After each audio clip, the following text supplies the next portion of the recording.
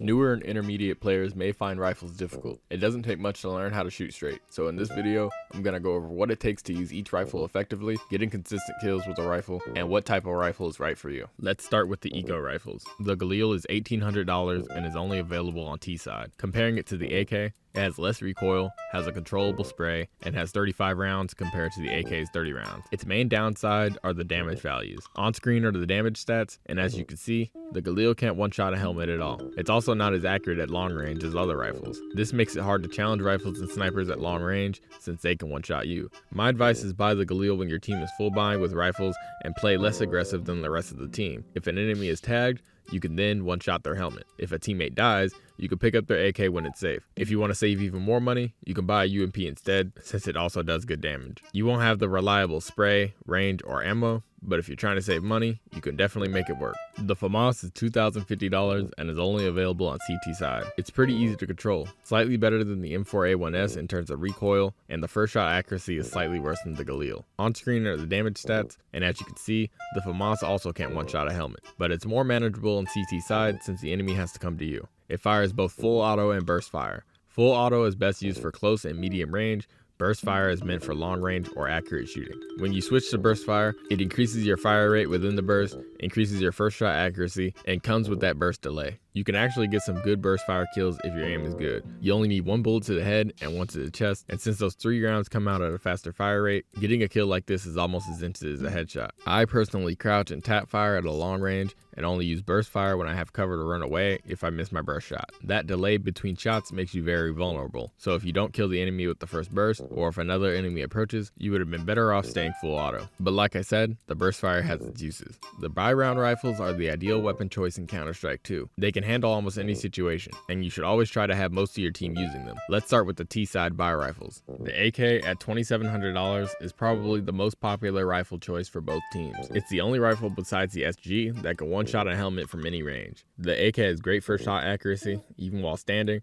and the recoil goes straight down for the first 8 bullets. For close range, you can spray the AK as long as you stay still. The AK becomes wildly inaccurate while moving. Always remember to counter-strafe. For medium range fights, you should fire about 4 to 8 shots while controlling for that recoil. Then let your shot reset. The more you use the AK, the more shots you should be able to fire in each burst. For long range, you should almost always be tap shooting or give a 2-shot burst and go for headshots. Counter-strafing is very important for every rifle, but it's especially important with the AK as it's meant to be used on the T side where you'll have to push towards sights. If you have to fire while moving, you should try to walk shoot, crouch shoot, or try to counter strafe your way into sight, whichever is easiest for you. I have a whole video dedicated to the AK if you want to spend more time getting good with it, since it's such an important gun to learn how to use. The only other T-side buy rifle is the scoped SG553. For $3,000, it too can one-shot a helmet and do massive damage from long range with 100% armor penetration. The fire rate is much slower than all the other rifles, but it comes with a scope, and that slow fire rate helps you control recoil from long range.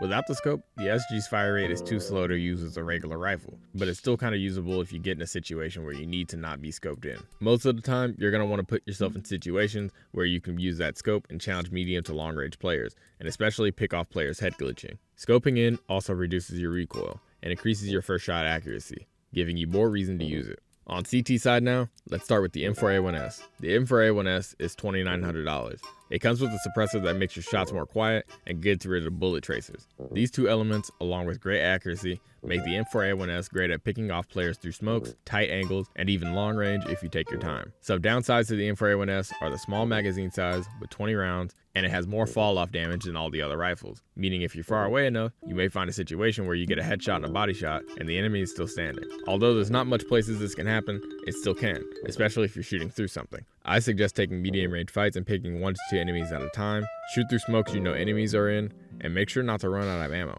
If you go to your settings and enable detaching the suppressor, you can right click and take off the suppressor. This shortens the length of your barrel, which normally pokes around the corner if you aren't paying attention. With the suppressor off, you'll have louder shots, more recoil, and less range. The upside to having no suppressor is you have better running accuracy and ladder accuracy. But neither of those traits, in my opinion, are worth taking the suppressor off since it takes so long to switch to. Maybe if you're across the map trying to save and you really want to hide in a small corner, but you could just point your gun at the wall to hide the barrel. Let me know if you play without a suppressor in the comments. The M4A4 costs $3,100 and is the perfect rifle for the aggressive CT player. It comes with 30 rounds, has the same fast fire rate as the Eco rifles, and if you need to stretch the range, the damage fall off is better than the M4A1S. Its downsides are the low damage and the running inaccuracy. Although the low damage is made up for with the fire rate, if you're up close and you hit an enemy 4 times in the chest, you're going to be very upset. It's best to either commit to spraying to the stomach for the 4-shot kill, or aim around the neck and try to get one headshot mixed with the chest shot. At medium range is where this gun performs at its best, since it's very accurate while standing still, and crouching when it's safe makes this gun even more deadly. I have a short video comparing the M4A1S and the M4A4 if you need help deciding which one you'd rather use. Our CT side scoped rifle is the AUG at $3,300, making it the most expensive rifle on the list. It also does the least damage of all the rifles, but it has 90% armor penetration, meaning it will chew through armor better than any of the unscoped rifles. It has the same fire rate as the M4A1S and the AK, and even without the scope, it's pretty accurate. About as accurate as the M4A1S. When you do scope in, you have the most accurate rifle possible. It's the only CT side rifle that can get a one-shot headshot up close. The only real downsides to using the AUG are the fire rate in certain situations, the reload time is the longest of all the rifles, and the price. I recommend using the AUG to hold down sights in middle if you can't afford an op, or if you aren't doing good with any of the other rifles. Now, let's cover how to generally use a rifle. Every weapon is going to be more accurate when you stand still. But with rifles especially, you want to make sure to counterstrafe to be as accurate as possible. To counterstrafe, you need to tap the opposite movement key right before you shoot. Doing this will cancel your momentum and make you stand still faster than if you were to just let go of the key. To practice, you can find a corner like this and try to counterstrafe and shoot an accurate shot at a further wall. You should also take some time to learn the first few bullets in a recoil pattern for the weapons you mainly use first, then every other rifle.